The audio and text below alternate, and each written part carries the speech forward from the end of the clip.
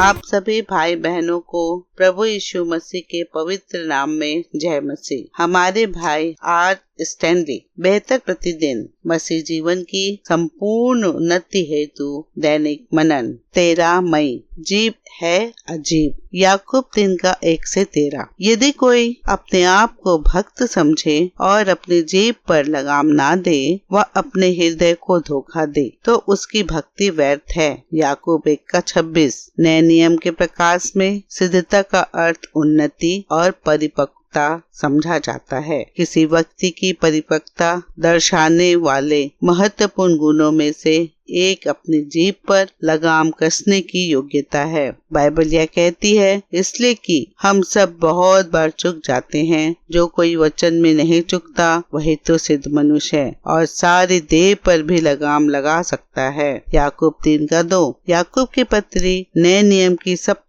व्यवहारिक पुस्तकों में से है, जिसके मुख्य विषयों में से एक विषय जीभ है। वह जीभ के बारे में बहुत कुछ कहता है। वह इस सीमा तक कहता है कि यदि कोई अपनी जीभ को वश में न कर सके उसकी भक्ति व्यर्थ है। यीशु की चेतावनी, जो निकम्मी बातें मनुष्य कहेंगे न्याय के दिन हर बात का लेखा देंगे। मत्ती 12 का 36-37 हमारे अनावश्यक वार्तालाप की गंभीरता को दर्शाती है। यीशु ने सत्य वचन कहे। मरकुस 12 का 32 अनुग्रह के वचन। लूका 4 का 22 और दोष सहित वचन कहे। लूका 20 का 26 यीशु की निर्दोषता की ओर संकेत करते हुए पतरस ने कहा, न तो उसने पाप किया और न उसके मुंह से छल की कोई बात निकली। पहला पतरस 2 का 22। इस समय में माताओं का दिवस मनाया जाता है। मेरे और मेरे भाई के शब्दों के विषय में हमारी माता सख्त थी। जीभ को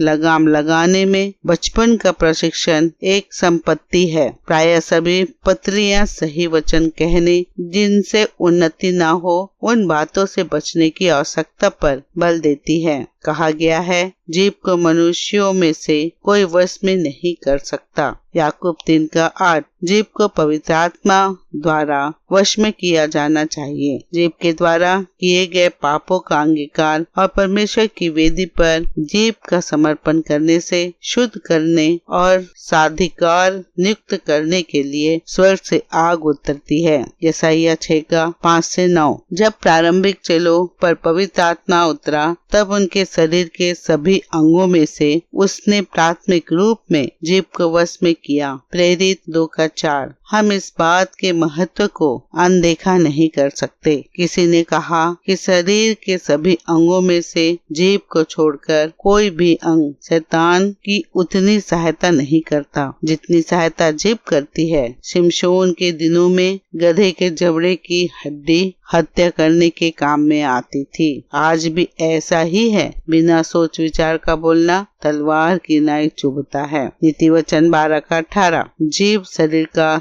एक छोटा सा अंग है, परंतु वह बड़ी बड़ी डींगे मारती है। याकूब 3 का 5। कानाफूसी के शब्द नीति वचन 18 का 8। ठट्ठा करने नीति वचन 19 का 29। मुकदमा खड़ा करने नीति वचन 18 का 6। कटु वचन नीति वचन 15 का 1 और झूठी साक्षी नीति वचन 19 का 5 इत्यादि से बचना चाहिए। प्रयास करें कि 32 श्वेत सिपाही अनावश्यक रूप से जीभ का बाहर आना रोक दे। प्राचीन तमिल कवि तिरुवल्लुवर ने कहा था, भले वचनों को छोड़कर बुरे वचनों को चुनना ऐसा है जैसे पके फल को छोड़कर कच्चे फल को चुनना। आप सभी को जय मसीह।